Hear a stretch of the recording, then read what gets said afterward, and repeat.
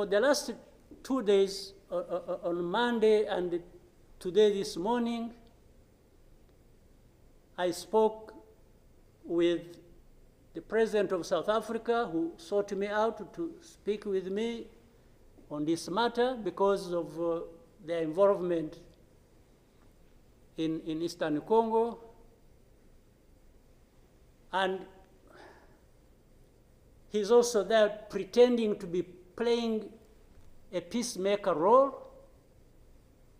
And he has a force that has been fighting alongside FDLR and has been fighting the M23 on the instructions of Tshisekedi, because these are people who are not supposed to be in Congo,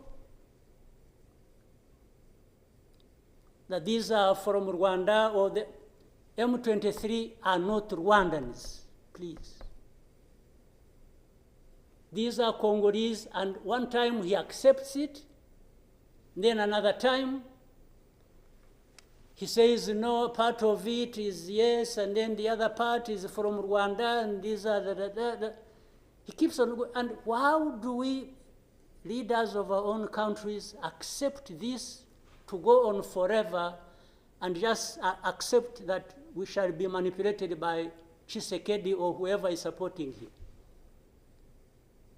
And South Africa dares even issue threats about what is likely to happen after that, and so on and so forth. Of course, we will see what threats they are talking about. Maybe they should have done that exactly for which they have been issuing threats. They should have done it to clean up the mess in Eastern Congo, or to fight back those who have been trying to clean up the mess. So then you have the whole international community just confused. They talked about Rwanda, they talked about the Nairobi process. Honestly, even here, maybe you will help me understand what all this means.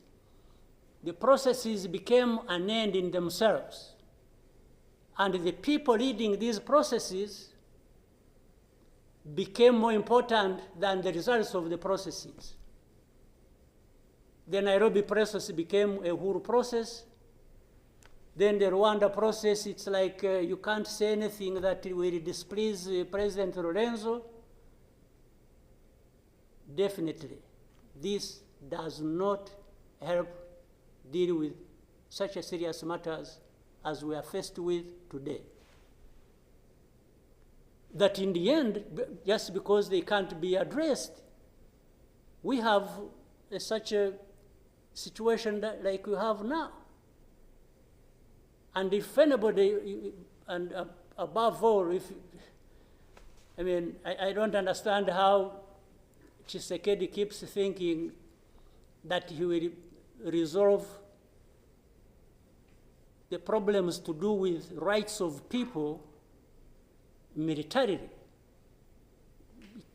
Kill them, shoot them, bring in forces that are ready to help, like especially Burundi. Well, I don't know whether that has been helpful for the last few days or weeks. They have been doing that. So I want us to, Chairman, Your Excellencies, I want us, whatever we are saying and whatever we intend to do, we capture the context rightly and then proceed based on that, and maybe we can get somewhere. But otherwise, if we keep saying good things, saying that, and to each other, being nice, and then each one fulfilling their own interests other than others' interests, the common interests we have as East Africans, then I don't see how we are going to contribute effectively to finding a solution. But really to have even had East African community expelled from Eastern Congo and everybody complied and then there was quiet. It's as if it was normal or that is okay. Everything dictated by the country or the person we are trying to help. I didn't understand that. And that's where we are now. That's how we are here, where we are. So let me maybe for now stop here. I would really want to hear advice of others, but I think it's not just a plaything. It's not, it's a serious matter, evidently, because it consumes people's lives. And the other day, 2-3 days ago, we lost people. There was a lot of sharing from Eastern Congo, from Goma, and killed a dozen people and injured hundreds. We will definitely take care of that. There's no question about it. Thank you, Mr. Chairman. He would come and do what he wanted and sent everybody else packing. And that we complied and kept quiet. What really did we expect to come out of this? Now, worse still, I think even in East Africa itself, ourselves, maybe we have different understanding of what the problem is, and we have never come together to agree or even disagree and find a way to come together finally to do what we ought to do to deal with this problem. Or we simply decided, each country, to move on its own with a different agenda arising out of involvement or whatever in Congo, and that was enough. If your interests were catered for by Tshisekedi, that was fine, even if the others' interests or concerns were not taken care of. You can imagine, therefore, what chaos comes out of that kind of situation.